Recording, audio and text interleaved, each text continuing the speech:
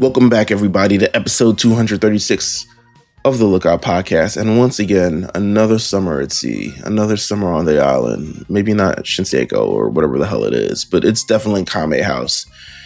We are reopened Kame House for the summer. We're here. We're chilling. We're catching waves. We're shooting Kamehamehas into the water. We're doing all that extra shit.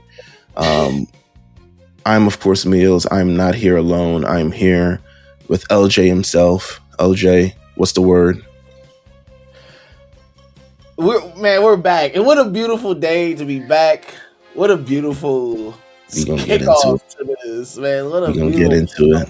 This summer at Kame's house, man. Just hold that thought. Hold it while you got it, because we're gonna get into it. We have none other than 80 here. 80, what is up? Bing bong. 80, who would have known 2 months ago when the series was tied, we'd be sitting in this position where we would then, after that, when we were talking about, I remember you saying like, oh, we're about to get swept. And then we show up 2-2 in the series, Knicks Hawks. And then it's just like, okay, what was going on? Who would have known after that we would have went on like a 13 fucking heater across the entire East? I felt it. I ain't gonna hold you. Like, you know, Wow. I don't know what episode that was when I first said, yeah, we're not gonna be here next week. Like, I'm hanging up the banner. I don't care. 2 games off the champs. Games off the champs, bro. Like, we here, we made it. Shout out to my president. Absolutely. LJ, first of all, shout to CJ. I don't know how we figure that out. We walked down the entire league. I don't give a fuck. I don't care. Hey, this is one of the greatest in any sport playoff runs I've ever seen in my life. Bro, if necessary didn't exist at half the time. You know what I'm saying? It's like, well, game 5, if necessary. It's like, what is if necessary? What is that? No, there was no if necessary. We're putting belt to ass. The only thing the extremely exorbitant MSG ticket prices probably existed because we were whooping ass too damn fast, and they're like, all right, we're gonna get at least 2 games out of this series. That's all we got. I mean, to be honest with you, every series we only got roughly 2 games at I think was we finished Atlanta in Atlanta, I believe. Yeah, because we beat everyone. We finished everyone on the road, which is nuts. Here's the crazier part. Mm-hmm. Y'all are literally 10 points away from a clean sweep through the entire playoffs. Bro.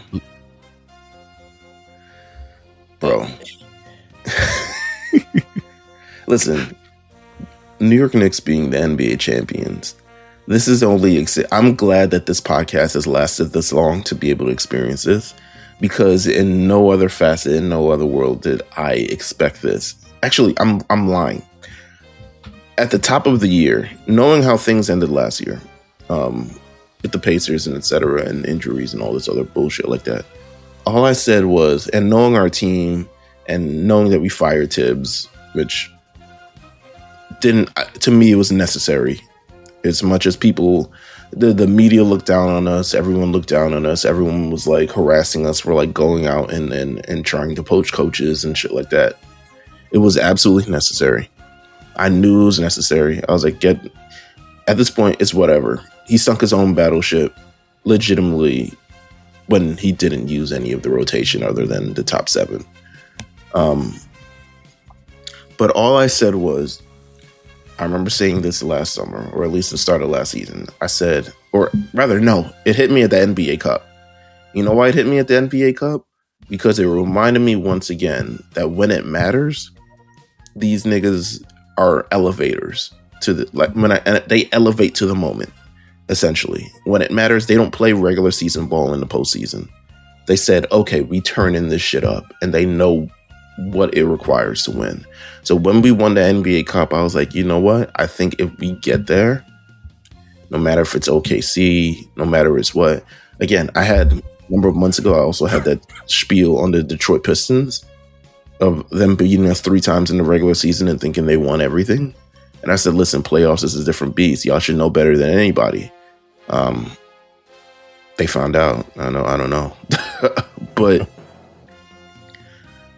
this team, one of the greatest runs, one of the greatest Knicks teams that's ever been assembled. Everyone is immortal. LJ, how did you celebrate last night?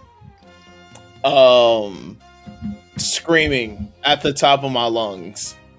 Like I went outside and I was just like, the New York Knicks are like fucking champions. I'm like screaming. I'm probably waking up the whole neighborhood. Crazy phone calls and FaceTimes. I was like, man, I need y'all see me on Thursday. That's like y'all see me on Thursday. Listen, man, I'm trying to get off work. I'm gonna figure it out. I'm gonna be there though. Man, listen, I'm there. But no, it's just, bro, I've really gotten to live and to see my 2 favorite teams win a championship and vividly be there to like see it happen, realizing like I seeing the Yankees win. I saw that multiple times. But seeing the Knicks, like being in moments where I had to put my faith in Ramon Sessions, bro. Like, dog, it was tough times, baby. It was tough times, dog. I watched Quincy Acey play on Christmas. That's it. Yeah. I watch. Listen, I remember calling Porzingis Cripstas. Like, come on, I was trying to find whatever way to root for Cuz. Like, man, and I watched this with 4 power forwards in 2019. Trying to all play together as if we could. We had Bobby Portis, Julius Randle, Marcus Morris, and Taj Gibson on the same team. Man, it is. But Julius Randle was bringing up the ball up the court. You know what I'm saying? Like, I watched all of it. It was bad bumps, but nah, you know what? It's a bit personal too. I think I've said this many times, but like my absolute one of my closest and best friends in the entire world, my boy Charles. Shout out to him, assistant coach on the team. Yes, sir. We've been locked in forever. I remember he was with the Kings last year. He was on that Mike Brown staff. Once he got let go, he's like, man, I don't know where to go. We got the text, we got the everything, and I screenshot it, and I was like, you're going to the Knicks, bro. I said, you're the missing piece we need to go to a championship. I said, you're the missing piece, bro. Once Mike Brown got hired, he hit me with the text like, hey man, like I'm going to the Knicks. And so to see one of my closest friends reach that mountaintop too, and just knowing how much hard work he put in, man, I'm so happy for him. I just, once again, I still can't believe it. I legit still can't believe it. I was in straight shock and awe of like, whoa, this is real. This is absolutely real. Them boys are some dogs, because they really could have, man. Listen, they could have let Spurs use the rest of that little bit of turbo they had and gave them this one little game at home. Them niggas ain't have shit. Fuck out of here. Man, listen. Them niggas left us in the game. Bro, we could have just been like, whatever, bro. We're going to just close it out back at MSG. They said, fuck that. We about to show the world what a true champion is. Every single game. No matter, you really couldn't count them out at any moment. They could be down 40 and you would still have, I kept telling people, I was like, you have to play the Knicks a whole 48, bro. Like a whole 48. You cannot stop at any moment. You can't stop at any moment and let up on the gas. You can't let up. Like, you have to play them the entire, until that final buzzer sounds, because it does not matter how big of a lead you got. It does not matter any of that. They're playing the whole game to win. And listen, game 3 is the greatest game in MSG history for sure. Like, oh, absolutely. Like, that game was a sight to see. And, you know, shout out to everybody who talked about it. My parents will call me and it was like, did you see the game? You know what I'm saying? Like stuff like that. Like that never happens, by the way.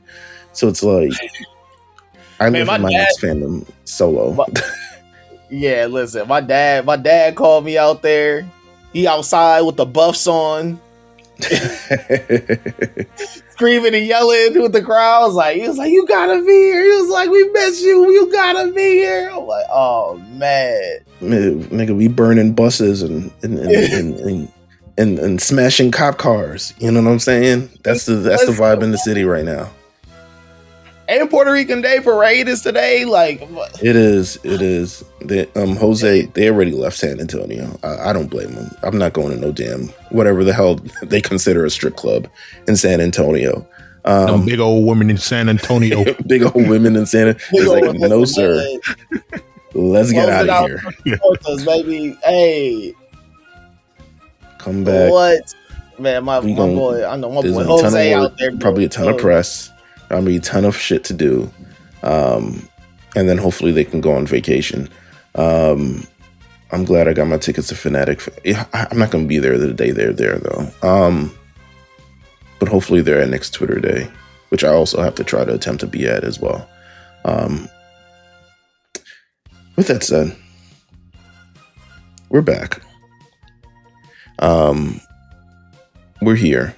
It feels really, really good to be a champion, but the Lookout is back for summer at Kame House. We got a ton. Let me tell you something. I just want anyone to sound hearing this. If you know someone who enjoys anime, please put them onto this podcast, because I promise you, this summer is going to be the anime content that everyone deserves. We're dropping new episodes of The Lookout. We're dropping a new episode of Big Eyes. We're dropping a special episode of Subs Live, Dubs Live. We're dropping a special episodes of the Risekai is back. We're doing everything during this summer to make sure I don't know what the fuck the fall gonna look like, but the way we work in the summer. But we drop in everything. So I want you guys to subscribe if you haven't. If you listen to the sound of this and you're listening on YouTube, hit that subscribe button. Tell someone else hit a subscribe button. Tell someone hit a follow as well, because we got content coming out the wazoo. What's everyone's anime journey been like over the last month? Where have we been gone? We've been gone a month. AD, what have you been doing, watching? Oh man, besides basketball and baseball, man, it's been a lot of anime, a lot of good anime that's come out. I actually got like a decent sized list of things that I've been tapped into. I feel like I've slacked. I didn't fucking catch up with Freeman like I thought I would.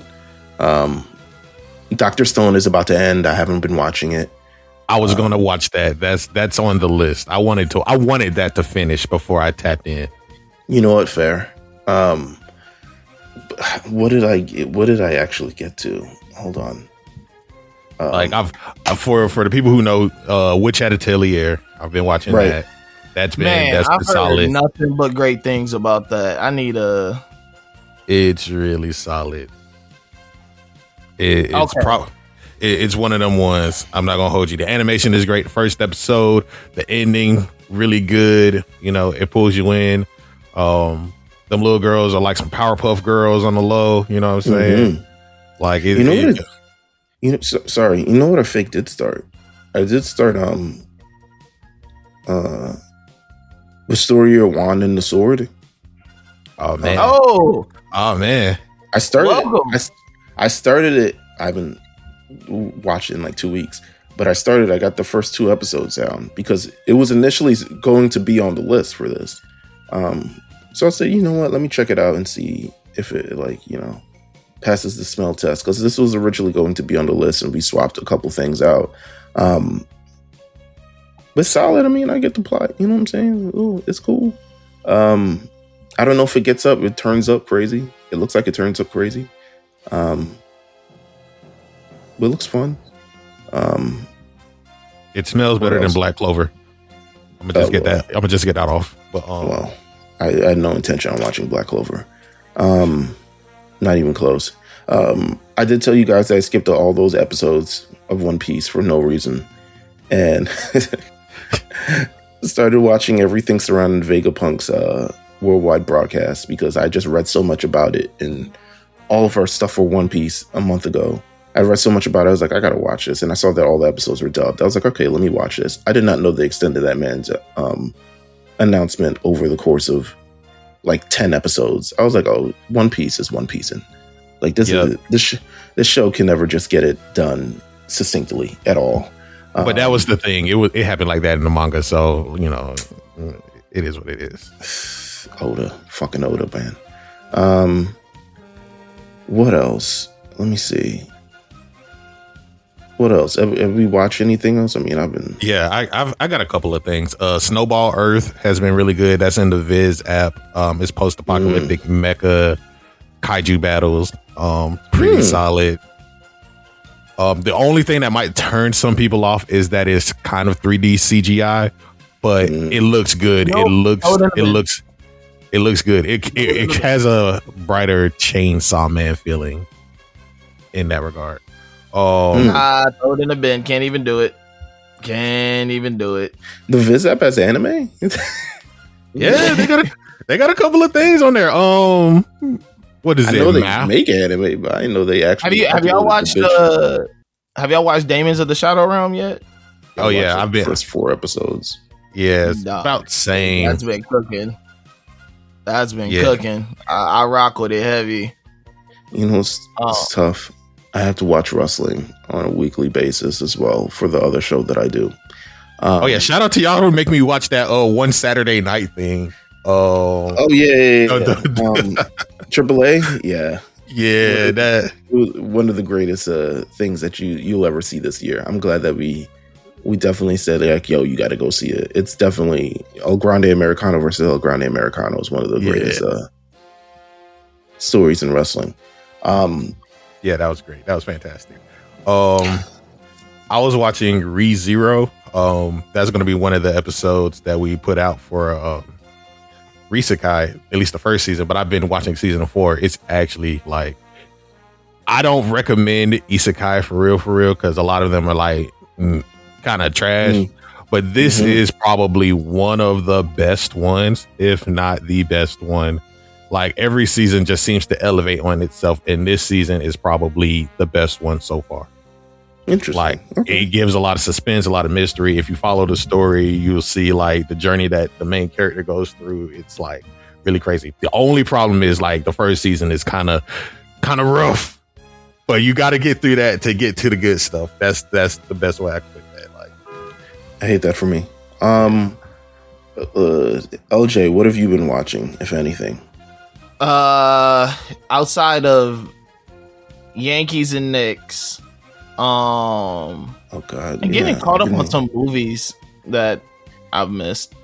Demons of the Shadow Realm was really good. Was that Smoking Behind the Supermarket? Oh yeah, that's on the list. Yeah, that one. It's on the list now. Yeah. Yeah, no, that one is. Where can I watch it? Crunchyroll. Okay. That one, I like that one a lot. It's definitely lives up to the hype. It's weird because all these episodes are 10 minutes long. Yeah, they're not. Am I watching is this a right thing that I'm? Yeah, I saw that too. Yeah, like it was like mini episodes, like a little slice of life, Am I right, LJ? Yeah. Okay. I had to make sure I was looking at the right thing. It was like 12 minutes. What? No, it's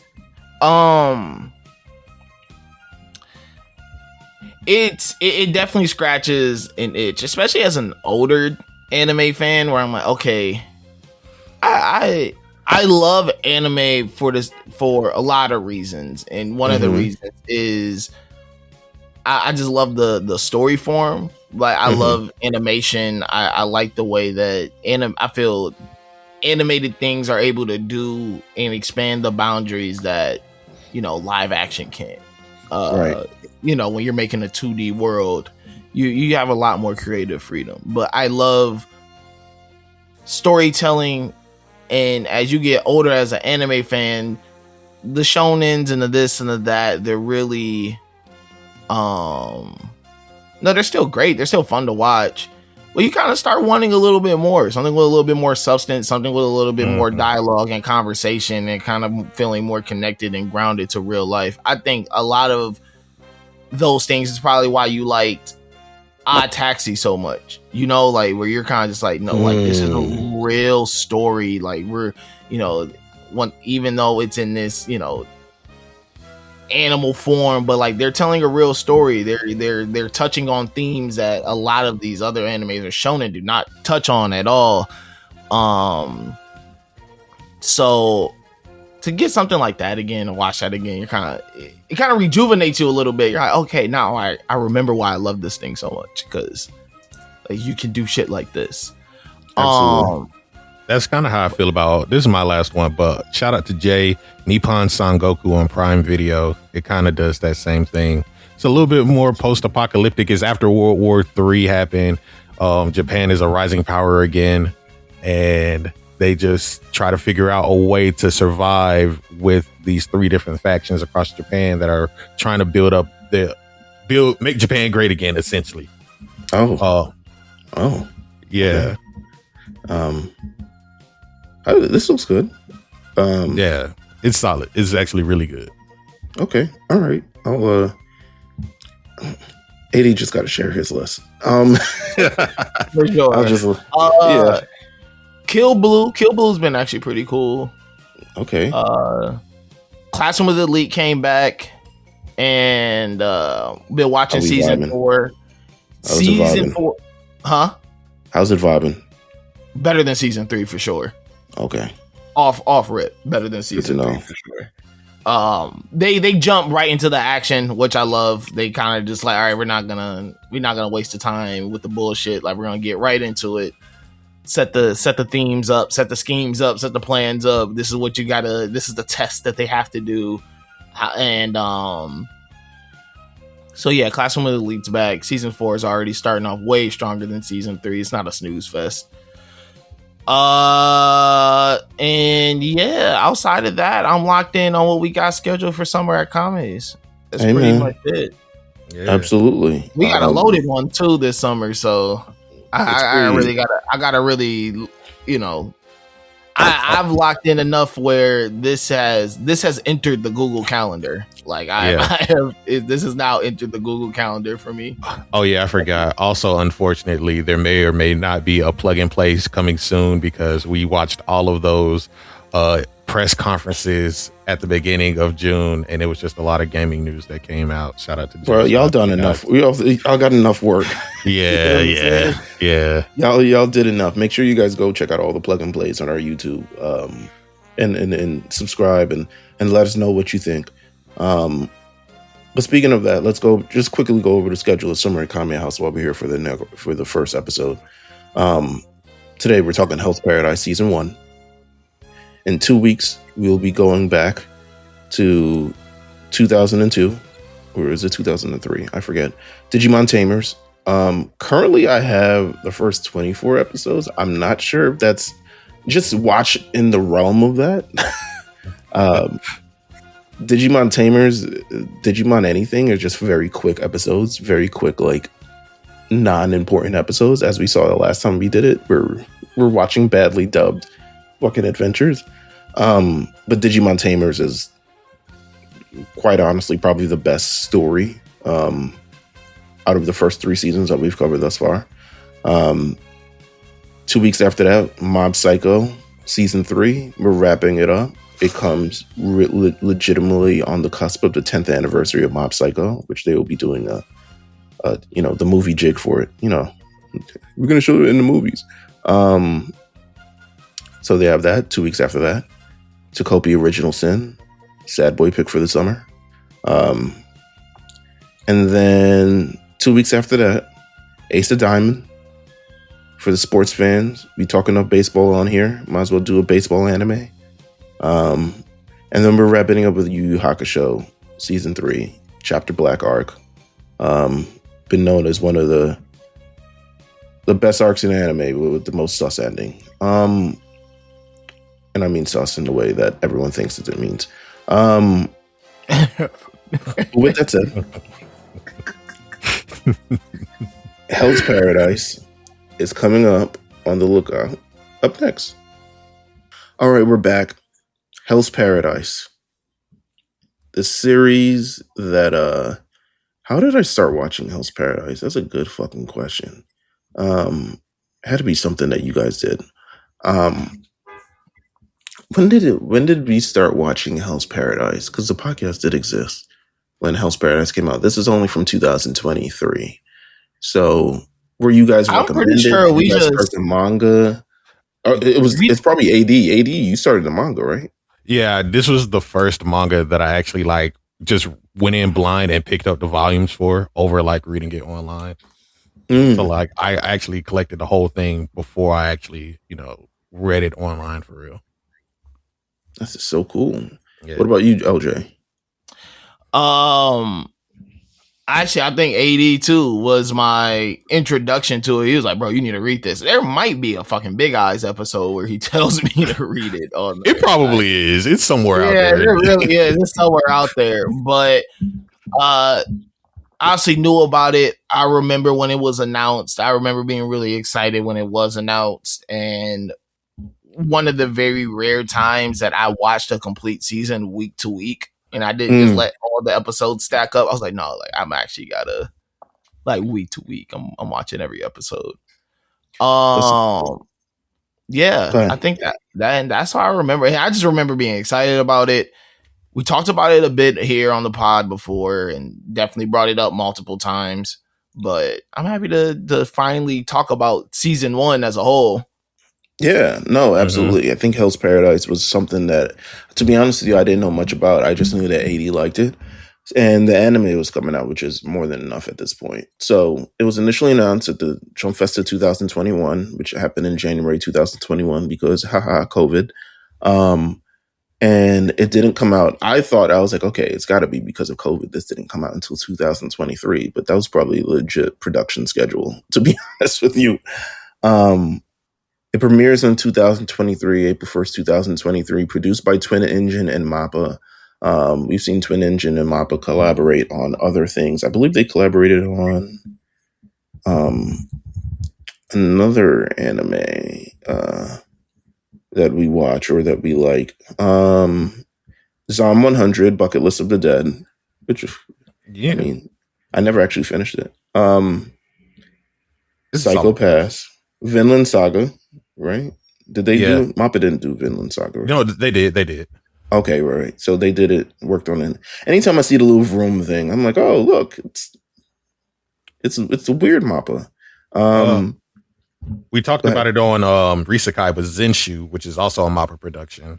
Okay. So I immediately looked at the production. I was like, okay, this is the B tier MAPPA team, because clearly whoever's doing the first one is working on Attack on Titan as we speak. So I'm assuming this series was produced alongside when they were finishing up Attack on Titan, working on Jujutsu Kaisen, and probably some other anime that it's way more popular and has way more things at the same time.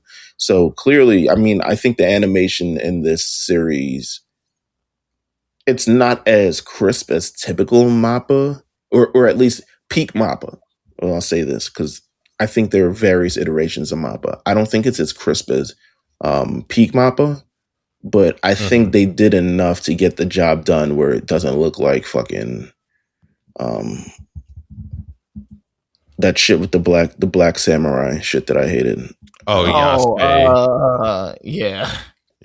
Yeah. Oof, Lord, set black people in anime back a couple years. Jesus Christ. You see that Carl Jones got something coming out soon? Is he? Does he? Yeah. I did see that. I mean, we gonna check for it, but I don't know, bro. I don't know. Niggas making anime, it just never seems to. We got to make strides. That's all I'm gonna say. We got to make strides. Maybe we got to start with one black character who's the main character with other. I don't know what I don't like Cannon Busters. I don't like any of this shit, bro. Like I did not like. I watched Cannon Busters. I was like, huh, okay. I mean, I like the sentiment of it, but oof. So continue. As long as we have continued I would love to talk to more Black artists who have been working in anime and things like that.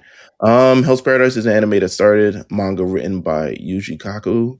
Shout out to I got to interview him last summer at Anime NYC.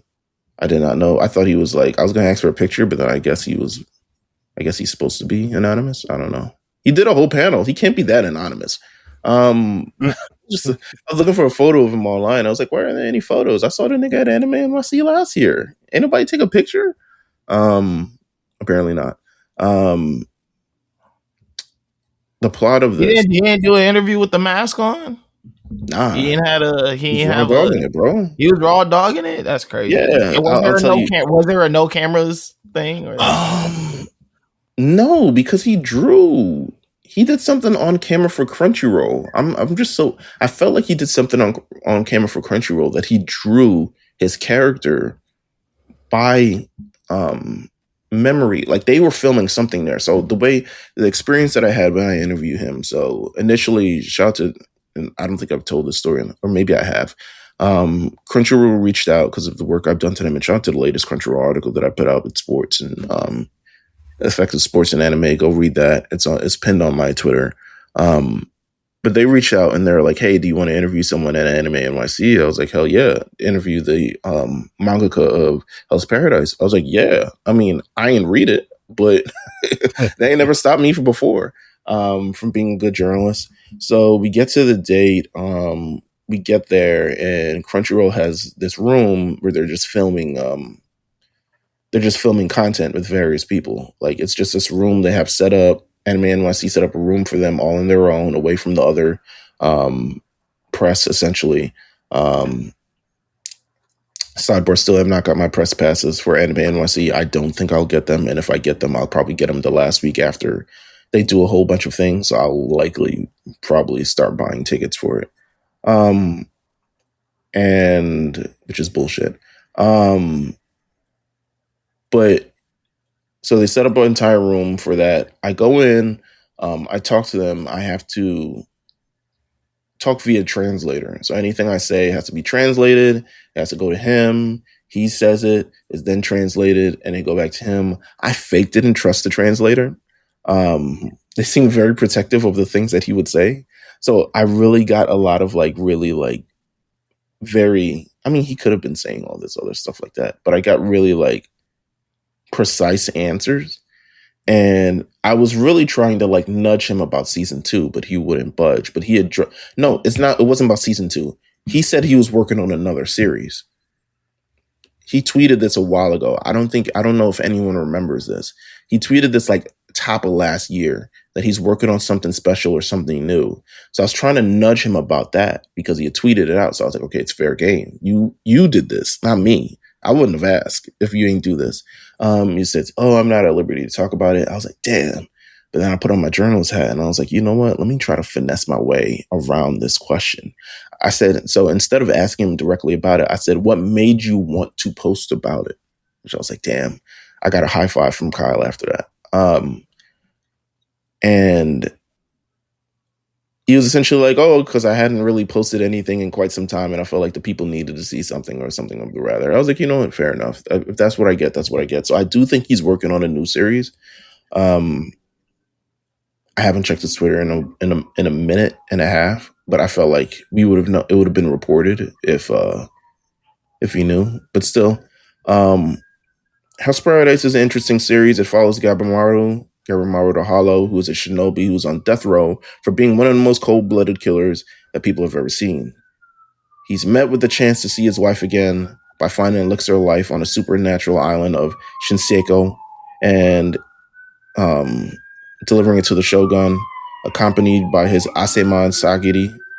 Standing in his way are fellow convicts and the fearsome beasts that roam the island, devouring or killing anyone. Oh, thank you. Come on. Can't even get through this. Killing anyone that they encounter. So I have questions here. I want to ask, does this series pass the first episode test? I think 80 has a 3-episode test, right? No, it's first chapter, right? Yeah, it's first chapter, but 3 episodes for anime. Does this pass? All right, so this is this first episode enough to bring you into the series? You want to know what's funny is that when I rewatched this,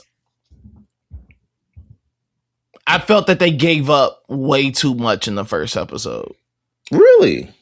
And then when they ended it, I was like, all right, I guess I'll watch the second one to see where they go. There you go. I felt that they gave up a lot in the first episode with the whole wife thing and everything, because you gotta, and maybe I'm jumping ahead. Please jump. You gotta think throughout this first season, and mind you, I really like Gabimaru as a character. Well, in that first episode, you pretty much learned everything you need to learn about him. I mean, yes. Yeah. You learn everything you need to learn about him. He loves his wife. He got two-timed by his old master. He's really fucking cold-blooded killer. He's really strong. And he has ninjutsu powers and he can control fire. And you're like, okay. Do you feel like we learn anything new about him as this goes on? Not really. Then I guess throughout it, I mean, especially when you get to that final episode, you're like, oh, he has a lot of resolve. You're kind of just like, oh, he can turn it up to another level. I guess by the end of it, you're like, does he even have a wife? Is it really the question? Or is he on shrooms or some shit like that? He a dust head? Is this what we're getting? Maybe. I don't want to do crack babies again. But 80 first episode, did it pass it for you? And especially when reading it, did it pass it for you for the first chapter? In a sense, yes, because I like I said, I got the volume series. So for this rewatch, I did go through and read each chapter for each episode. And that first episode is literally just the first chapter. So it does pass it in a sense, though they did take some liberties with it to try to handle the pacing of it.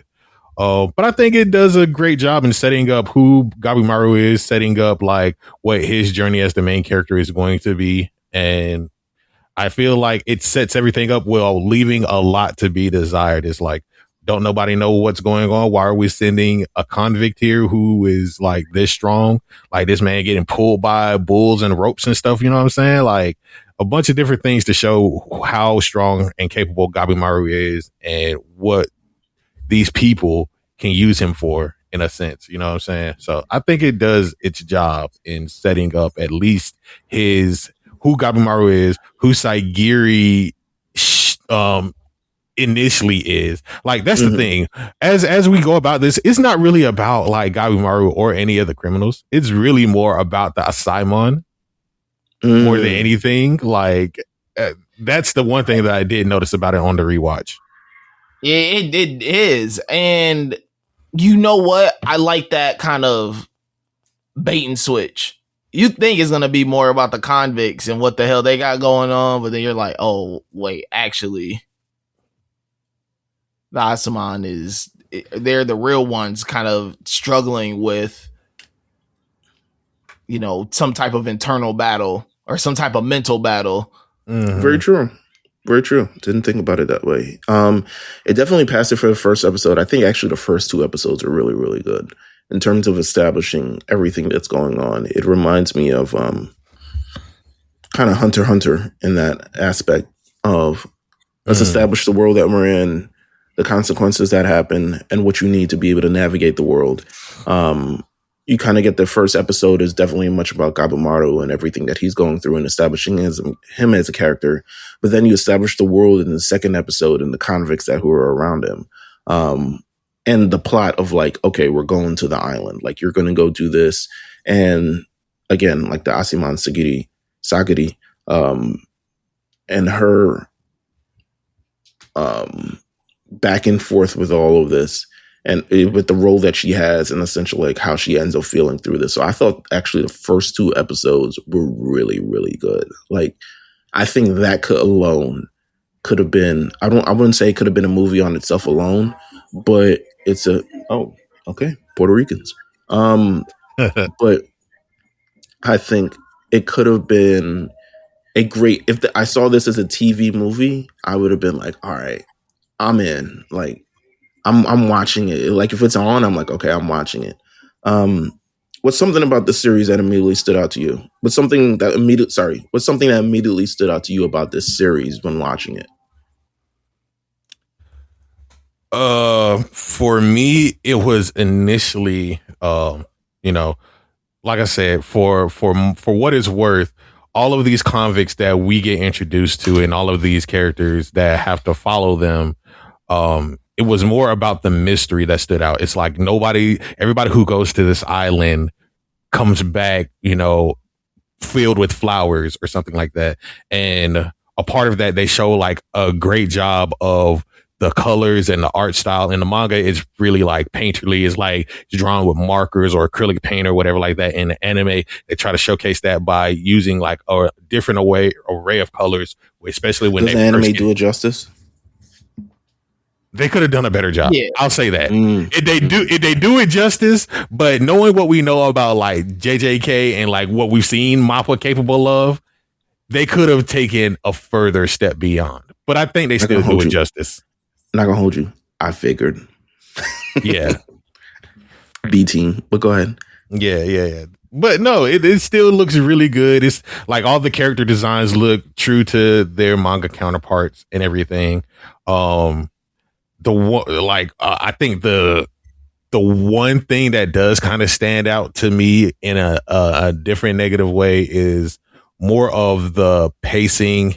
Like some of the things that they do in the manga that just doesn't translate well. So I guess they cut it or whatever. They focused more on the mystery and setting up the characters, because the manga does do a lot of things where it's like wordy and actually explaining a lot of what the background for, what is it, Horai or Shinsenkyo and all of these different Buddhist things that happen or what they're describing. But the anime is like, no, I don't think people are going to understand that. We're just going to focus straight on the plot. We're going to focus straight on these characters. We're going to focus straight on what they have going on rather than giving the background context, which, I mean, it's okay for anime purposes. I think that's okay for, just letting us figure out what the main thing is and keep the main thing the main thing. Right. LJ? Okay, I'm gonna play devil's advocate here a little bit. I don't think the animation is that bad. Or like, I think we've been spoiled. I'm not saying y'all think it's bad, but I think it's good. I think we've been so spoiled with everything though that now it's like, oh, like this isn't, pretty much coming out the screen and filling up the entire room.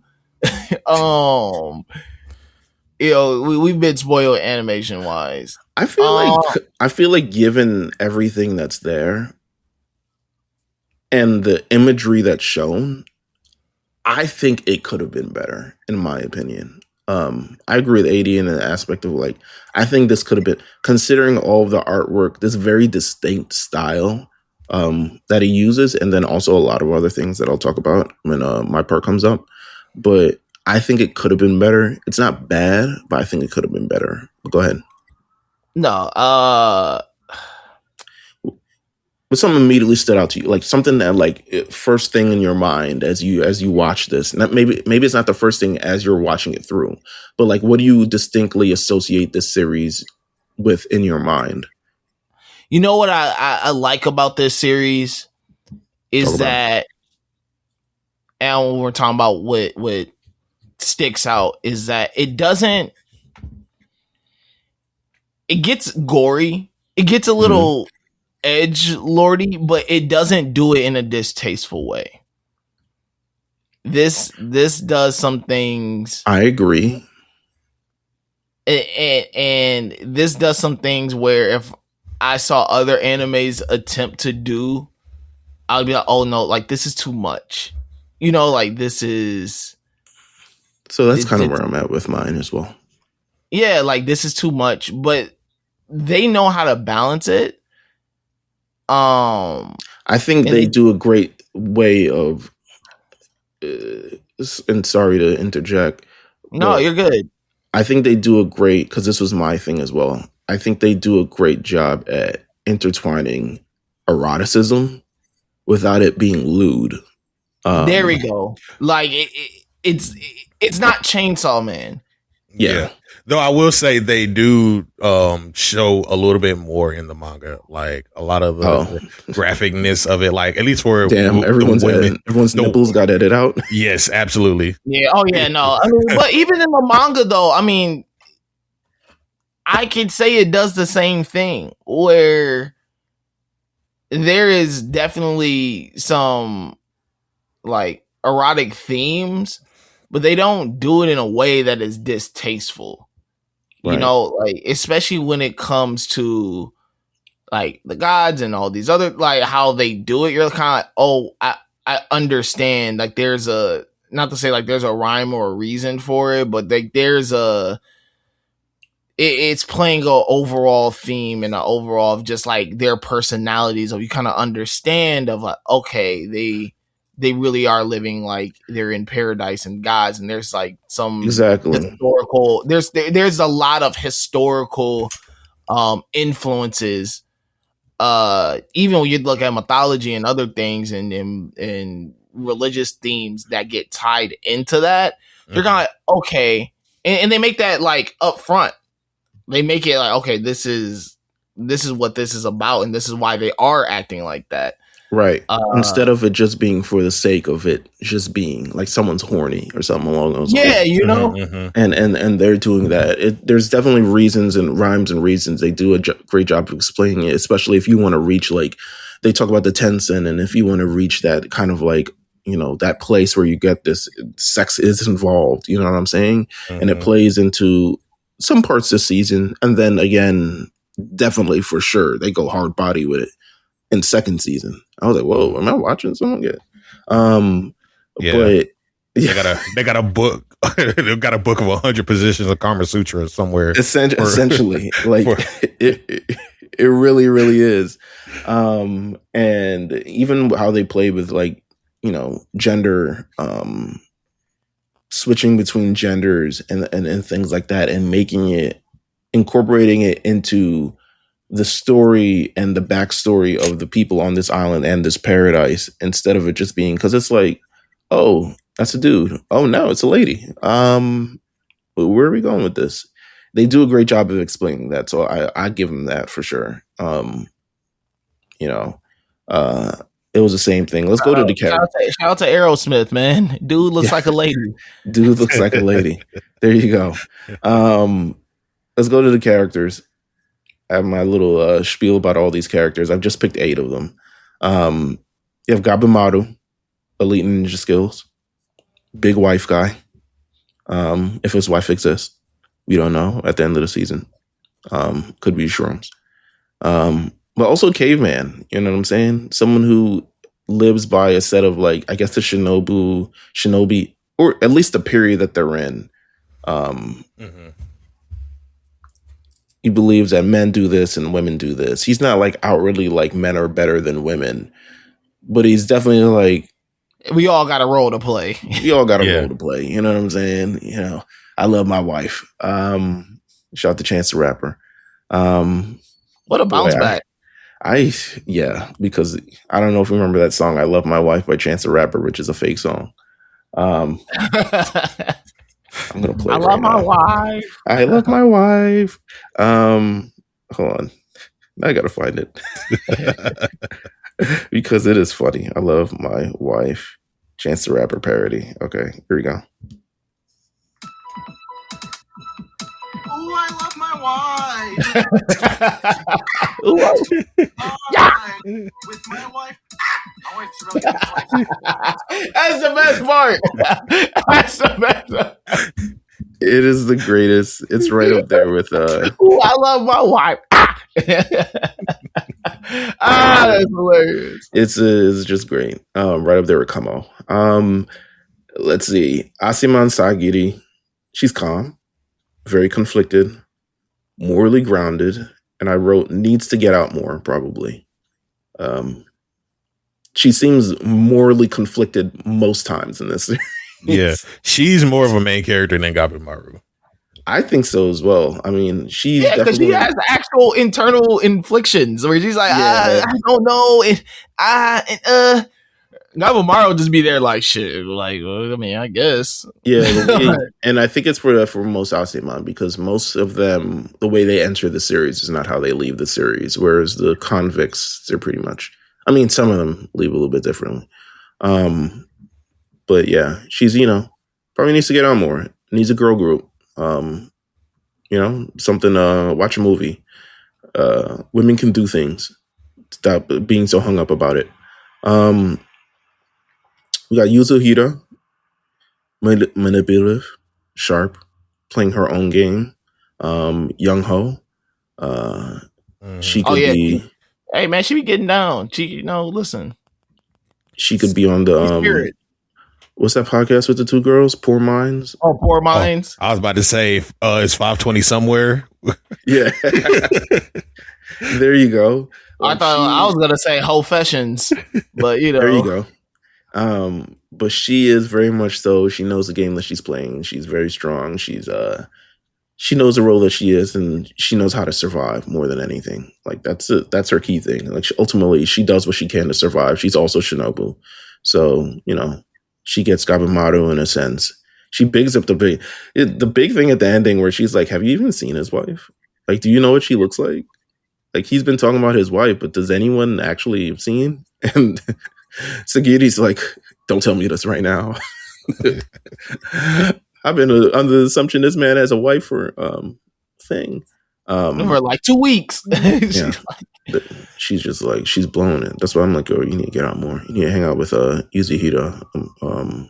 Go to the red light district. Yuzuhira brought up that question like that was she's like seen some things before. That was the women version of, oh, so he won't let you have friends? Like, that's what it felt like.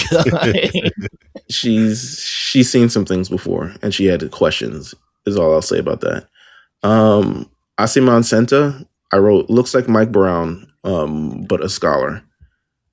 Oh, he's crazy. A little Millhouse-looking Aseman who eventually dies in the series. But he's got a lot of good information. He's someone who's like, okay, I'm helping piecing this together. He's the one who's like, collectively, this island is some bullshit. I don't know if this island is really what it is. It just seems like a collection of various religions put together by this, that, and the third. He starts to piece together that maybe this island isn't exactly what it all seems to be or what we've been told it's to be. Yeah, because initially everybody thinks it's this spiritual realm. It's closer to heaven, but a lot of that stuff is man-made. It looks man-made, constructed. You know what I'm saying? Like, there might be a little bit different than what we thought when we first got here. Yeah.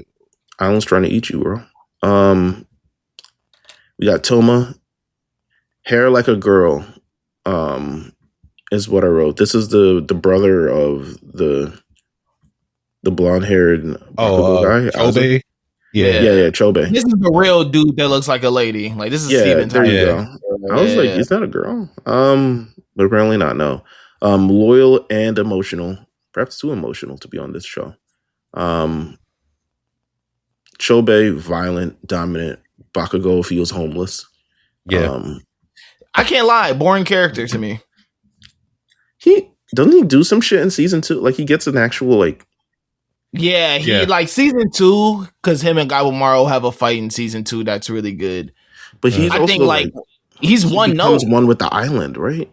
Yeah, because he fell into the pit and everything, and he came out stronger because he was eating a lot of the monsters. So a lot of that stuff started to fuse with him. So he got his own little thing. Yeah. So I mean, he's one note though. It's one note. I mean, aren't we all? No. We got Noodle guy, young survivor, but also not a boy. It's got to be tough to look. So many people in this anime have been misgendered initially off rip. And this is the opposite. This is a lady that looks like a dude. It is just like bathing with her Aseman, and it's just like, yeah, this is so cool. Wait, why do you have boobs? And she's like, because I'm a girl, silly. And he's like, what? But you're so tough. As a warrior, you're so tough. That's just a theme of this show, man. Like swapping really between is. man and woman. You know, shout out to the non-binaries. Listen to It's Pride Month. You know, listen, man. This is Hey, this is one of them series for sure. This, you know what? I'm starting to realize that this anime is about challenging gender norms in our society. Yes. Hell's Paradise isn't about finding the elixir. It's about finding yourself. The peace within gender fluidity. There you go. I like that. And we have Aseman Cheyenne, who is blind but insane perception, but also reminds me of Smithers. I only say that because homegirl tried to come on to him, and he fully bragged. It's like, yeah, she tried to bag, but I killed her. I was like, why would you? It's like, yes, I don't fornicate with the convicts that I'm with, and if they try to do anything silly, I'm supposed to kill them. I was like, bro, what? Yeah, he's definitely Smithers in a strip club. Yeah. Except you don't need to cover his eyes because he's blind. But any of these characters stand out to you? Favorite character that's not Gabimaru? I'm pretty sure it's not Gabimaru. You know what? I like the young ho. Me too. Yeah. And then Cheyenne's a close second. Yeah, I do. Yeah, he carries his own. He's a little smithery, but yes, he carries. Yeah, you know, he's like, he's blind, but he'd be spitting some like bars. I was like, dang, I was like, that's kind of wise. Yeah, really does. Yeah, he's like, I won't teach you. You're a convict. I can't teach you how to train. Actually, never mind. We're all about to die. Hold a sword like this. I'll say the one that we don't have listed here, I think his name is like Genryu Sai, the big guy with the sword, like missing hand or whatever like that. Him and Gabimaru have like a quick standoff, and they have like a mental training battle or whatever like that, trying to kill each other. Like, I thought he was kind of cool. You know what I'm saying? Like, just he's more like tough brawn type of person. But I guess because he came towards the end is where I had him as. But he's accompanied by his Asayaman is Fuji, I think it is. I think so, yeah. Yeah. Listen, the names are not important in this series, not at least until season 2. But we get to the villains of this. The island is the villain, to be honest with you. Because this erotic hellscape is currently trying to ingest people so they can build Tau. They're turning everyone who comes here into Tau as their life source, their energy, so they can remain immortal. Everyone gets to the island and starts getting attacked by monsters and plants. Nothing is random. It's all being controlled by Tenzin. They're cultivating Tau to maintain immortality. The island is alive. Any human that shows up gets transformed into some weird, sexy plant. So they're trying to find the elixir. And the convicts think that the enemy is each other, but really the enemy is the island. So now it's the humans versus other things that are kind of immortal, and they're all like genderless, non-binary, evil people. So now to be able to compete, the humans must learn Tau. Very, very solid. Very, very solid. Thoughts on the villain of the series and everything? I think it's really good. They set up the mystery initially, where we don't really even know what the villain is. We just know that there's something out there that's making people, whenever we send somebody out there, they're not coming back. Like, we need to figure out what the hell is going on out there. So they set that up properly. And then as we get introduced to like these different like creatures or whatever, these Buddhist symbols and everything, it's like, oh shit, like this is getting kind of crazy. And then as we slowly get drip fed the information of the Tenzin themselves, and they seem to be human, but they're not really human, because when you cut them, they start to regenerate, all of this crazy stuff, man. Like, I think they are not human at all. Yeah. Actually, every monster villain in this is the weirdest shit that I've ever seen. Like, yeah, It's that's really one thing. creative. I can't even lie. Like it's Some of his I fuck with it. It reminds you of some fucking Spy Kids 2 they on the island. I don't Like, watch that's Spy what Kids this too. reminds me to. Never seen Spy Kids 2. You never seen Spy Kids 2? I think I've seen Spy Kids 1. I've never seen Spy Kids 2. I think Spy at that Kids time 2. I was saying, when did Spy Kids 2 come out? It had to be like 2003, right? Yeah, something like that. I might have been off the shit by then. Spy Kids 2, 2002. Wow. Yeah, nah, I haven't. It might have been a dub by then for me. Mike Judge was on this? Okay. Wait, Mike Judge? King of the Hill Mike Judge? Yeah, what? Okay. Hold on. You haven't seen Spy Kids 2 is No. so wild. I probably didn't even fuck with Spy Kids 1. That's probably why I didn't really see it. I was like, who are these people? Didn't appeal to me. Didn't check all my boxes at the time. I was heavy into wrestling at the time. That was my origin story. We get various battles throughout this. I mean, everything is kind of life-threatening in a way, but they all follow the same theme. You try to kill them, but they're really, really hard to kill. But then eventually you kill them. So much for immortality, right? It's overall, I would think the series, ultimately Hell's Paradise, this first season, I think, does a good job at establishing the plot. I think the second season does better at establishing the intrigue within the plot. Because to me, the second season of this is a great step up from the first season, which is what you want in a series for sure. Mm-hmm. Like, one thing I've noticed about it too, like they cover at least the first 5 volumes, in a sense, like 4.5, I'll say.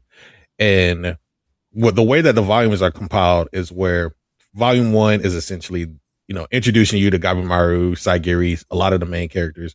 Volume 2 is like supporting characters. Volume 3 is where you get introduced to like the Tenzin. I think that's around like episode 6 or so. So they're going through like chapters pretty quickly. I think it's up to at least like 45 chapters or so. So they do a good job with the pacing and showcasing the strengths of where the story lies as far as this first season goes. One of the things that I do like about it too, at least like when we get towards the end, is they take a little bit more liberty in changing up the way that chapters go. So like a lot of the times we get to see the finale of some fights or whatever like that, but in the episode they'll focus on this specific person first. So like whatever fight we got going on, we got to get through that now instead of jumping around, trying to see what Gabimaru got going on over here. What's Saigiri doing over here at this temple gate? You know what I'm saying? Like, no, we're going to focus on the temple gate first. Like, see what the hell is going on with this Tenzin character so that they can understand what Tenzin is, because Gabimaru and Genryusai and all of them have already faced a Tenzin or, like these people on this side. You know what I'm saying? So like it's a way to like flesh out what each side is doing at the same time. And at the beginning of season 2, they could kind of come together in that way. Like everybody's somewhat on the same page. My favorite thing about the villains is that they're like if the plastics from Mean Girls became anime villains. It's a very interesting group. They're like, oh, you're not a bad bitch. Like they would all be on America's like Top Model. They would be in that documentary. Like they'll be down with what Tyra was doing on America's Next Top Model. Like it's very jarring. Like I think all of it is very, very jarring. The island itself, the imagery itself, mixed with what the villains are, mixed with like what they do. All of it, I think, is very jarring to take in all at once. Sometimes I felt like it would have been better if it was just like this evil plant thing. Instead of this evil non-binary dual sex thing, but I think it incorporates incorporate a lot of like religion into it as well. So it's a lot that's going on in this series that it's just I think it's a lot all at once. And I think season 2 pulls it back of like, okay, we're focusing really on X, Y, and Z. Yeah. Because I mean, I get it though. Why they had to? I mean, why if they don't set up season 1 the way they do, we don't get season 2. Yeah, if that makes sense. Right. No. So, yeah. Favorite scene of season 1 by far for whatever reason. I'll just lay out mine real quick because I have it off the top of my head and I have it playing in the background right now. They bump into Sagiri's senior, and he's like, "Man, you really woman this up." You know what I'm saying? Oh yeah, I remember that guy. Yeah. You really like, man, could you be any more of a woman on this island? Actually, I think you should leave because your conflict is crazy. I lost my criminal, so I'm actually going to take over for you. And what you actually need to do is get back in the kitchen and go back and being a woman and doing woman things. I don't think the samurai life is for you. And she's just like, that's crazy, as most people are, because he's saying it calmly. He's not saying it like insultingly. He's just like, I don't think this is for you, shorty. Your sword, I don't know where you picked that up from. I don't know where you did or anything of the rather, but you want some bullshit right now. And he then tells a story about all this other stuff and a woman's role and what, right is and stuff like that. And it's like, you need to leave this island. Saying Gabamaru is like, I fake think you're doing a great job. Like, I don't know what the fuck this nigga's talking about. I don't think you should leave this island. I think you should continue to explore this part of yourself. And she's like, you know what? Right. I am a warrior on her like Mulan shit. She's like, I am a warrior. I can do this. And then a giant monster kills chauvinistic scene. Immediately. And then he's like, he's on his deathbed and is like, I guess I was a woman in all of this. No. But he's on his deathbed and he's just like, you know what? You are strong. You can stay. And I'm just like, what is this chauvinist? What is this bullshit this guy is on? And I'm glad, I guess he got what's coming to him. But the mere fact that he's like, even still, this is the life you've chosen to live, even as a woman. I'm just like, what is going on here? So that was my favorite scene. It was just, I thought you saw it was the audacity of it all. And then for him to die was crazy. Other favorite scenes? To be honest, episode 1, that scene where she's like, okay, like I've been sitting here to kill you, and just it's really a moment where he kind of realized like, oh, like she does have the ability to kill me, where he visualizes the sword slicing his head off. I was like, oh, that's dope. It gave me some Demon Slayer vibes on that moment. It's a great way to set up kind of their exchange. I think it's more than exchange of like dialogue. It's an exchange of like respect in a way of that she knows that he's doing this for his wife, but then I think he also respects her as a warrior in a sense for being able to be strong enough to be able to do this. So I thought that was pretty tough as well. AD? It's a couple of them. I'll say one of mine is, what's his name? The brothers Chobe and I think Toma or whatever.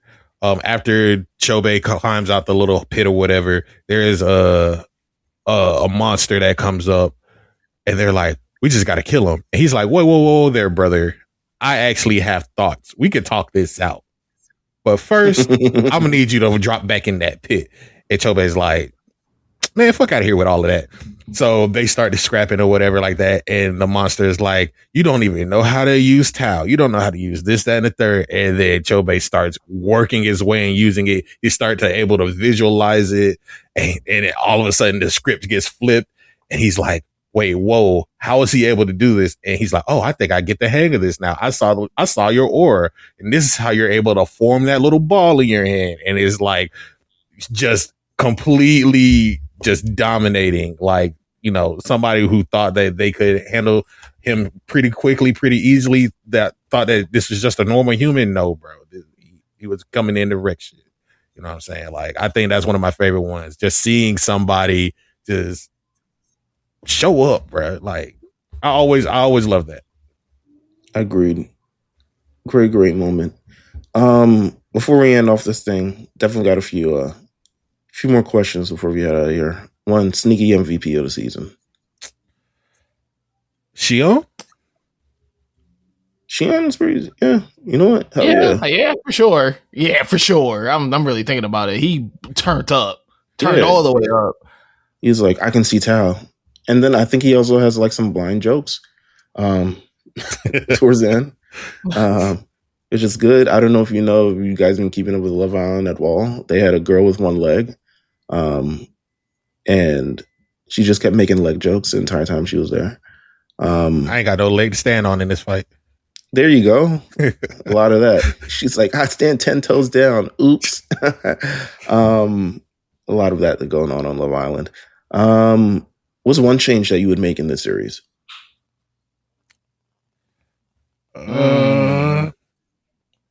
Put the A team on for Mappa. Yeah, that's probably it.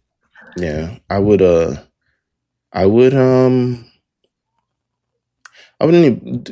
have better stories for these characters. I think the story is the draw itself, but also much more engaging stories for these characters. Not everyone can have had a shitty life and then came up a certain way. I know all convicts aren't made evil, but these niggas convicts for a reason.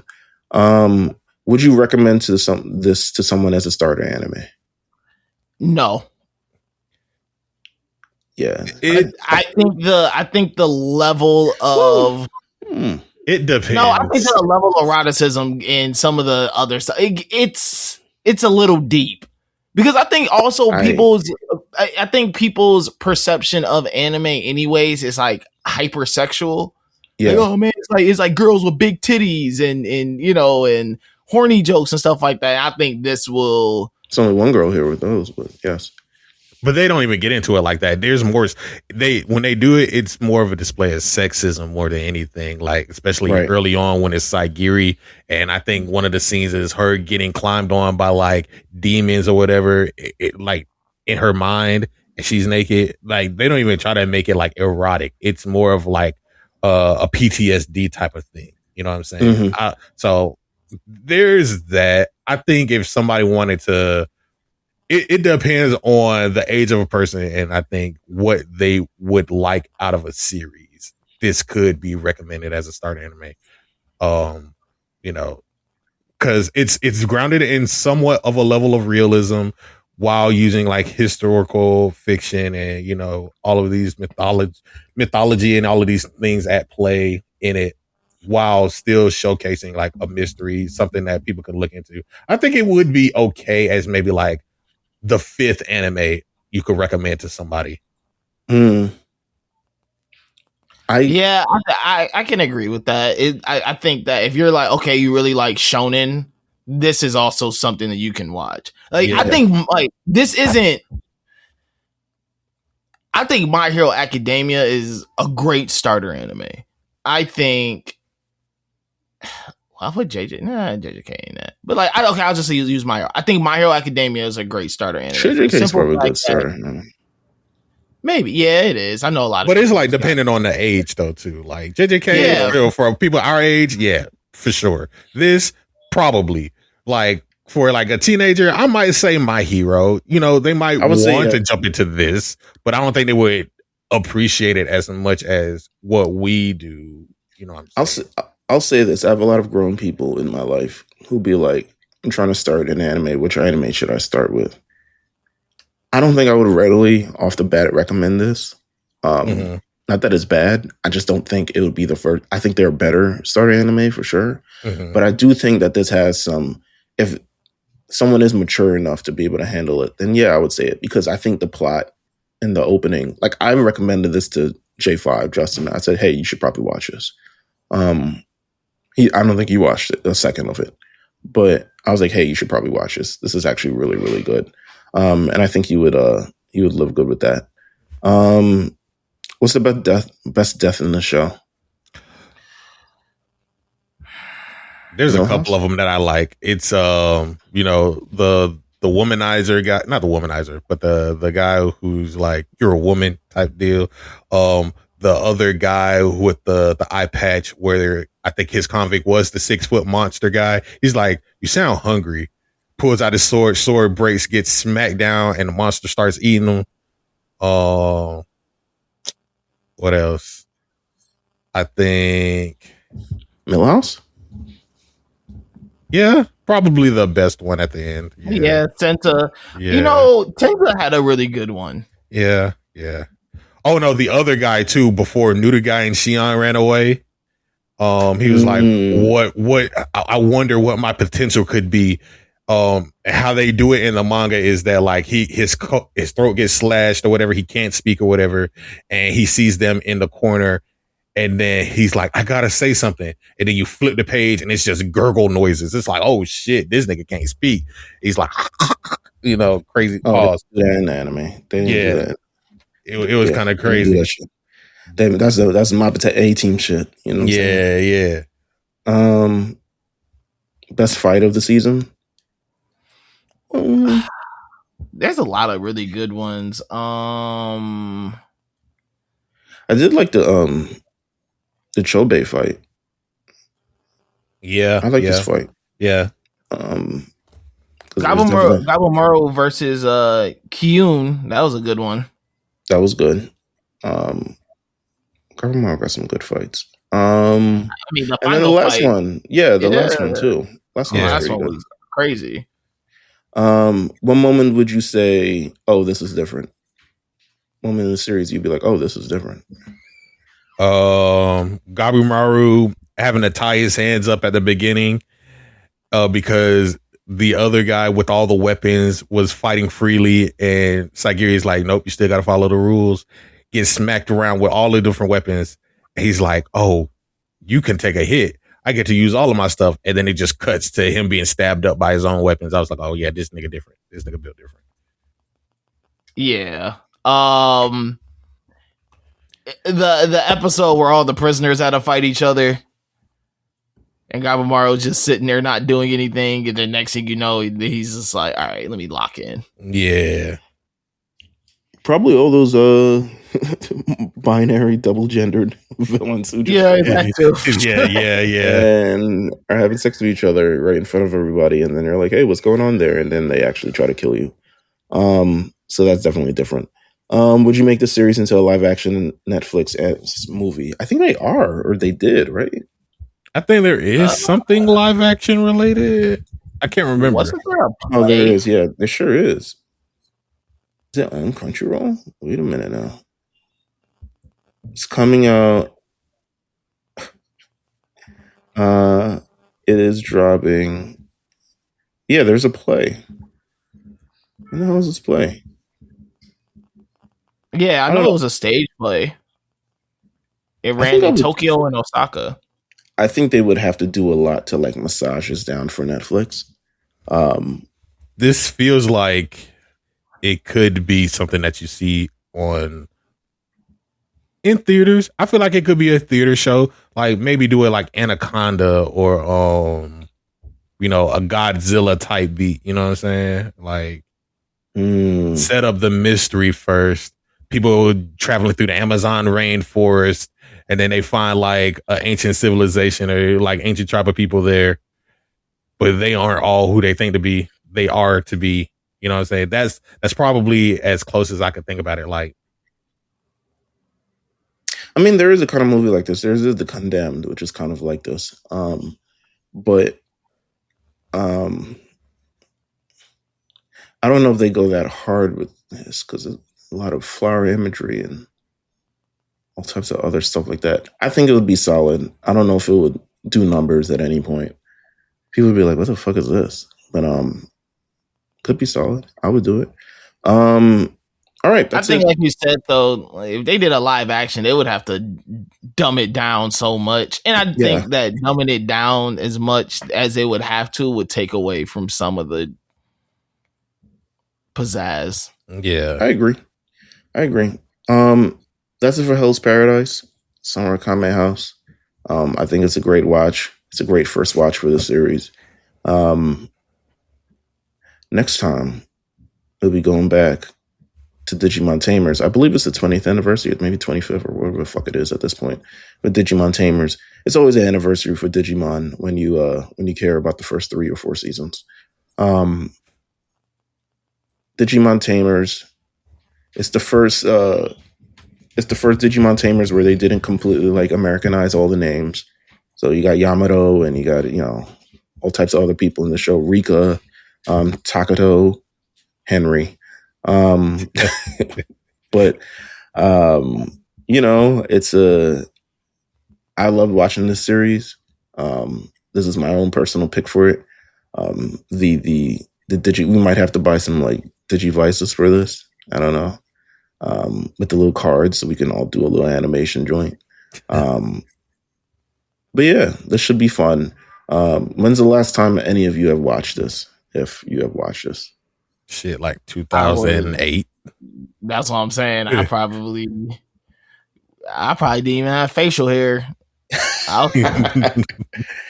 They were initially dropping these episodes on YouTube. Toei Animation were initially dropping these episodes on YouTube, and then they decided to stop like 3 episodes in. I really enjoyed like the first few episodes, so I'm interested to hop back into this. And I know they do a better job at incorporating the adults in a much more natural way instead of it being like, we support you kids with your digital monsters. So it is interesting. So we'll be going over that in 2 weeks. But next week we start Big Eyes. We got let me see what we got for Big Eyes. Big Eyes. Oh, you guys are going. I mean, do you want to talk about what you're doing this season for Big Eyes?